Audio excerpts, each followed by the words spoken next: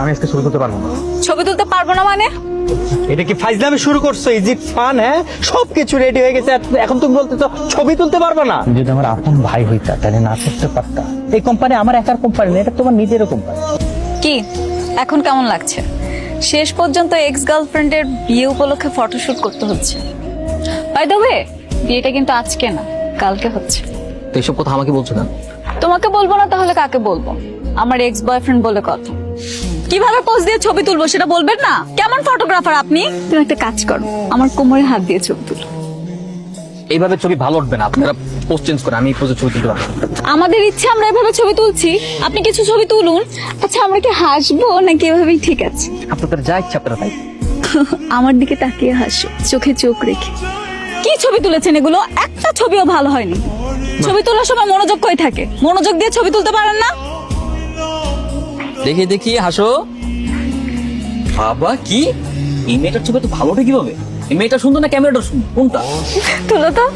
মানে তুমি দেখো, একটা ছবিও সুন্দর হয়নি। তুমি তুলেছো তাই তোমার কাছে সুন্দর লাগছে।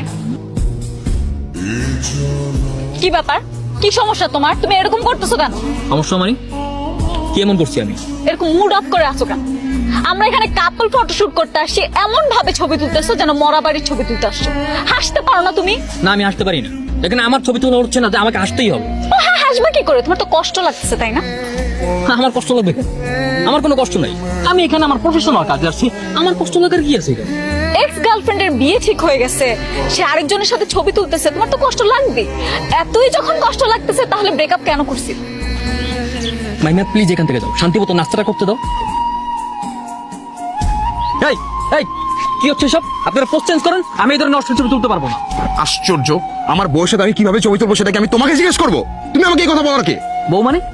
আপনাদের কি এখনো বিয়ে হয়েছে যে এইভাবে ছবি তুলবেন? বিয়ের আগে এইভাবে ছবি তোলা যাবে না। আমাদের ইচ্ছে আমরা ছবি তুলবো, আপনার ছবি তোলার দায়িত্ব আপনি ছবি তুলুন। আপনাদের তো এখনো বিয়ে হয়নি, এমনও তো হতে পারে যে বিয়েটা হচ্ছে না, তখন এই ধরনের ছবি তোলা ড্রাইভার নেবে কে? কি অলক্ষণে কথা বলে? মানে এই, তুমি না ফটোগ্রাফার প্রফেশনাল, তুমি যে কাজটা করতে আসছো সেই কাজটা করো, উল্টাপাল্টা কোনো কথা বলো না, ঠিক আছে? ভাই আমি বললাম তো আমি এই ধরনের ছবি তুলতে পারবো না, প্লিজ। আপনাকেই ছবি তুলতে হবে, তাড়াতাড়ি আমাদের ছবি তুলুন। দরকার পড়লে আমাদের বাসর ঘরের ছবি আপনাকে দিয়ে তুলাম। আমি কাজ করি ঠিক আছে, তার মানে এই না আমাকে যা বলা হবে আমি তাই শুনি, তাই করো। আমি এই ধরনের ছবি তুলতে পারবো না, এই ধরনের ছবি তোলা আমার রুলস আর ইথিক্সের বাইরে। আচ্ছা বুঝলাম, রুলস এন্ড এথিক্স এর বাইরে, কিন্তু তোমাকে এখন আমি যেটা বলতেছি তুমি সেটাই করবা, কারণ তুমি প্রফেশনে আসছো, ঠিক আছে? করো।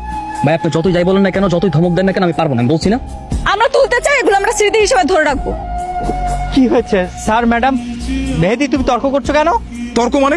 আপনার ফটোগ্রাফার উল্টাপাল্টা কথা বলতেছে, সে ছবি তুলবে না।